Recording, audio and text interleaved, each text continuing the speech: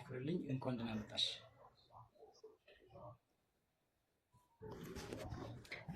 አሰላሙ አለይኩም ወራህመቱላሂ ወበረካቱ። ሁላችሁንም ሰላም ብያለሁኝ። ቢስሚላሂር ረህማኒር ረሂም አልሐምዱሊላሂ ረቢል ዓለሚን ወሰለላሁ ወሰለም ዐላ ነቢይና ሙሐመድ ወዐላ አሊሂ ወሰሐቢሂ አጅማዒን። እንኳን ደህና ቆይኝ። ወደ መጀመሪያው ጥያቄ ስንሸጋገር ዛህራ ውልደቷን እድገቷን ከቤተሰብ ጋር ያላትን ዛህራ ማናት? እሱን ነገር እስኪ ቼክ እናድርገውና ዛህራ የት ተወልዳ አደገች? እሺ አመሰግናለሁ። እኔ ወሎዬ ነኝ፣ የራያ ልጅ ነኝ። ያደግኩት ገጠር ላይ ነው፣ የገጠር ከተማ የሚባል ቦታ ላይ ነውና አልሐምዱሊላህ ቤተሰቦቼ በጎን ሙስሊሞች ናቸው፣ በጎን ክርስቲያኖች ናቸው በአባቴ በኩል። ግን እኔ አያቴ ጋር ነው ያደግኩትና አልሐምዱሊላህ ጥሩ አድርጋ ነው ያሳደገችኝ። አላህ ኸይር ጀዛዋን ይክፈላት። ካፊርን ብትሆን በጣም መልካም ሴት ነችና ጥሩ አድርጋ ነው ያሳደገችኝ። ያው ያደግኩበት በጣም አሪፍ ማህበረሰብ ነው። ቀጥቶን ስናጠፋ እንደዚህም ደግሞ መልካም ስንሰራ መስግኖን መልካም ማህበረሰብ ያለበት ቦታ ነው የተወለድኩት አልሐምዱሊላህ። እና የተወለድኩት ወሎዬ ነኝ እንዳልኳችሁ ራያ አካባቢ ነው የተወለድኩት ማለት ነው። እና ዛህራ ይሄ ነኝ። ማሻአላህ። እስኪ ከቤተሰብ ጋር የነበረሽን መጀመሪያ ከአያትሽ ጋር ነው ያሳደግሽው። በነገራችን ላይ ከአያት ጋር የሚያድጉ ልጆች በጣም ቀበጥ ናቸው ይባላል።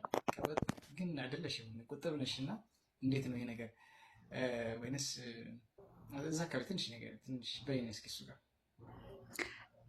ቀበጥ ሳይሆን ጠንካራ አድርጋ ነው ያሳደገችን። ማለት ጥፋት ሲጠፋ እንቀጣለን። በደንብ ነው የምንቀጣው። በደንብ መመታት ካለብንም እንመታለን፣ መሰደብ ካለብንም እንሰደባለን። እና በደንብ ቀጥታ ነው ያሳደገችን። ይሄ የአያት ምናምን የሚባለው ነገር እንደሚባለው ነገር አይደለም ያሳደገችን። እና ጥሩ አድርጋ ነው ያሳደገችን። የገበሬ ልጅ ነኝ፣ ገበሬ ነን እና ከብት እያገድን ግመል እየጠበቅን እና ያደግኩት አልሐምዱሊላህ። እርሻ እያረስን እየወቃን እያጨድን እንደዚህ ላይ ያደግኩት። እና ጠንካራ አድርጋ ነው የሚሆን ነገራቶችን እንድንወጣ በራሳችን እንድንወጣ አልችልም የሚለውን ነገር በፍጹም ይሄ ከአእምሯችን እንዲወጣ አድርጋ ነው ያሳደገችን። እና ይሄ አልችልም የሚባለውን ነገር ራሱ አናውቀውም፣ ራሱ እንችላለን ነው።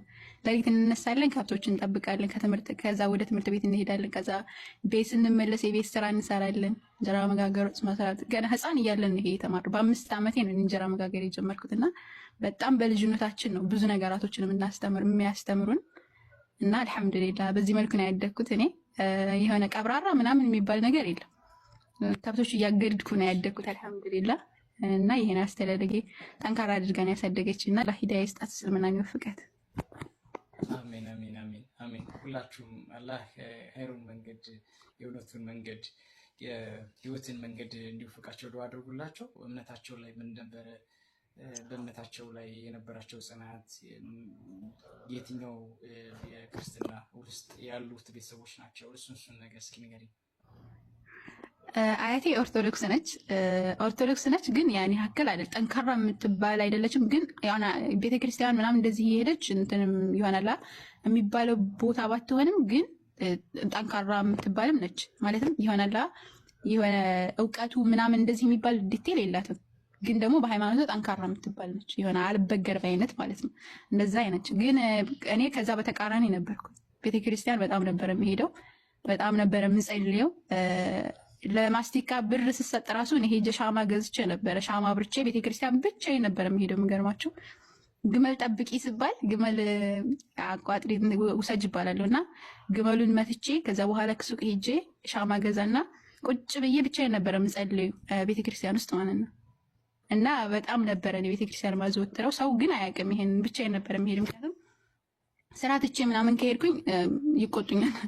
ስለሚቆጡኝ በጣም ነበረ መጸለይ የምፈልገውና ብቻዬን መሆን በጣም ደስ ይለኛል። በተለይ ቤተክርስቲያን ውስጥ ፈጣሪ ጋር ማውራት ምናምን በጣም እወድ ነበር እና ህፃን ነበርኩ፣ ግን በጣም ነበር እንደዚህ አይነት ነገር የሚያስደስተኝ።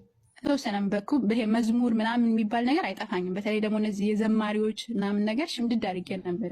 እነ ምርትነሽ እነ ዘርፍ የከበደ የድሮቹ እነሱ ነበሩና የእነሱ እንዳለ ሸምድጄ ነበር የሚይዘው። በቃ አንዴ ከሰማው በአንዴ ነበር የምለውና በጣም ነበር የምወደው እንደዚህ አይነት ነገር።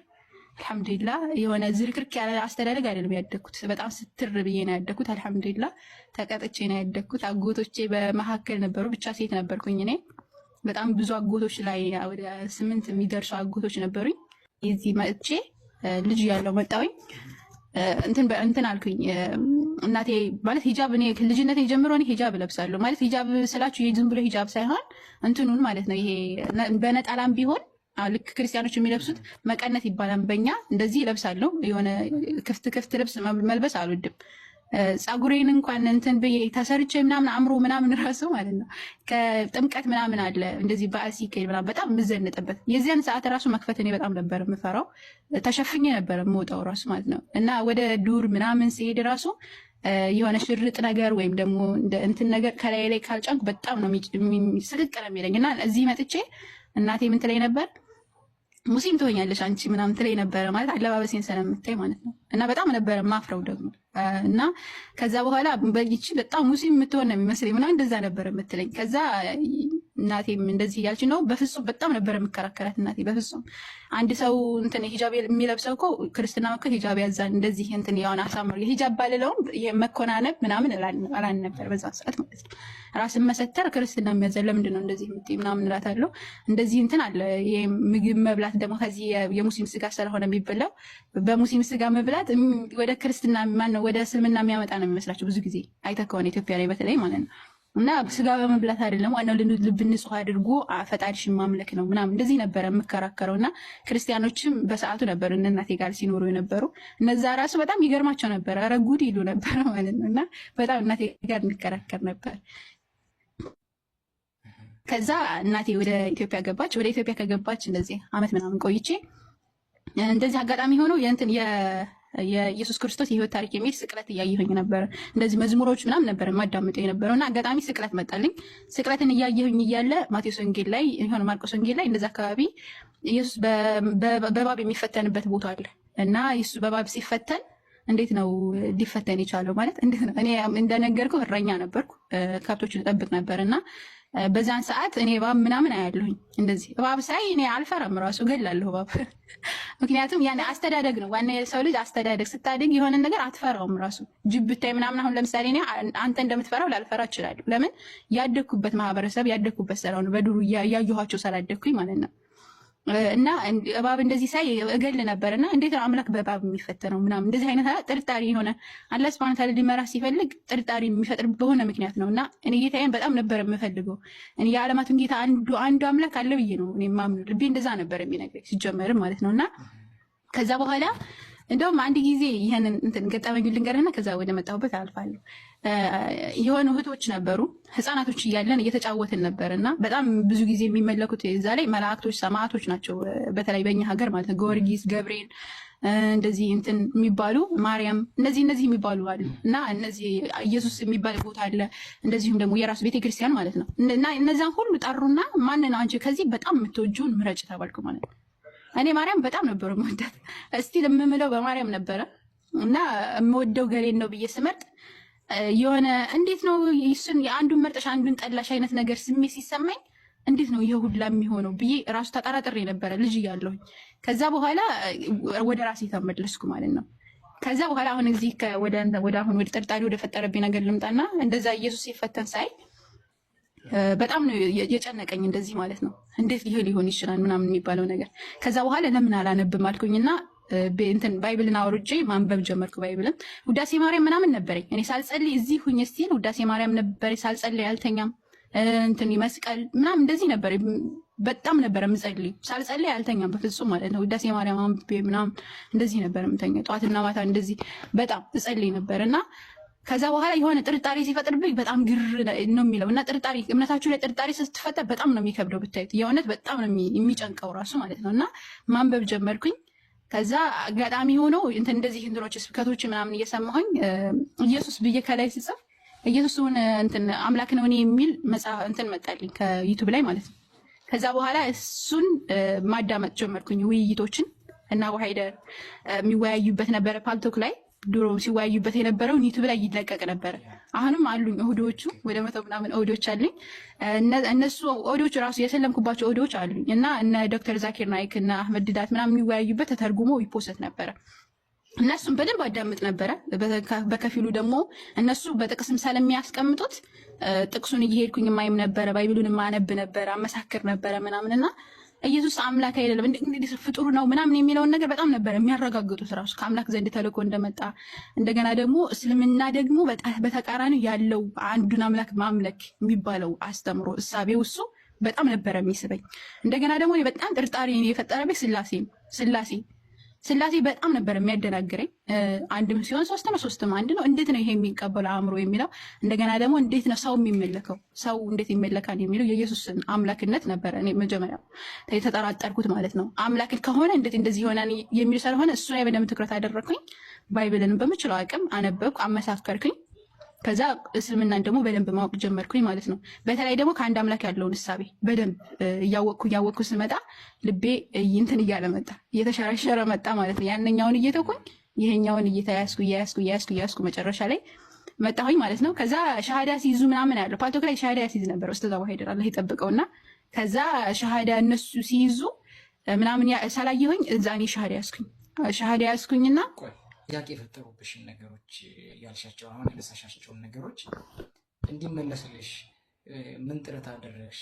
እና እዚህ አካባቢስ ምንድን ነው ማለት ይሄ ማለት ለመስልሽ ያ ሁሉ ዝማሬ ያ ሁሉ እምነት ሲከናወኑ የነበሩ ለስጋ ፍላጎትሽ ወይም ደግሞ የሚሰጥሽን እንድትደሰትችበት የሚሰጥሽን ሳንቲም ጧፍ ገዝተሽ ሻማ ገዝተሽ የምታመልኪውን አምላክ ጥያቄ ሲፈጠርብሽ ይህን ነገር ምንድን ነው መፍትሄው ብለሽ ምን አደረግሽ? እዛ አካባቢ ምን ተብሎ ተመለሰልሽ?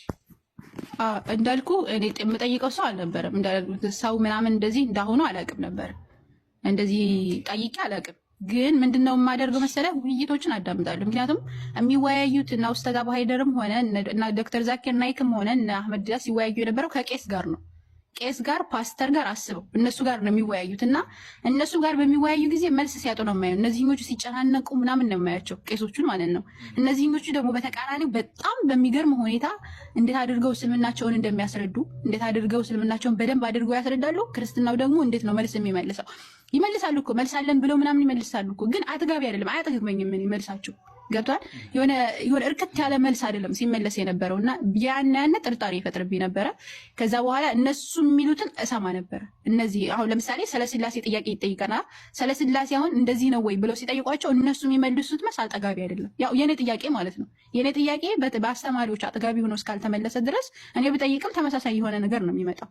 ስለዚህ እምነቴን የሸረሸረው ነገር ይሄ ነው። በቃ እነሱ ሲወያዩ ምንም አዲስ ነገር አላመጡም። ተመሳሳይ የሆነ ነገር ነው የሚመልሱት። እዛ ላይ ደግሞ እንትን ይላሉ።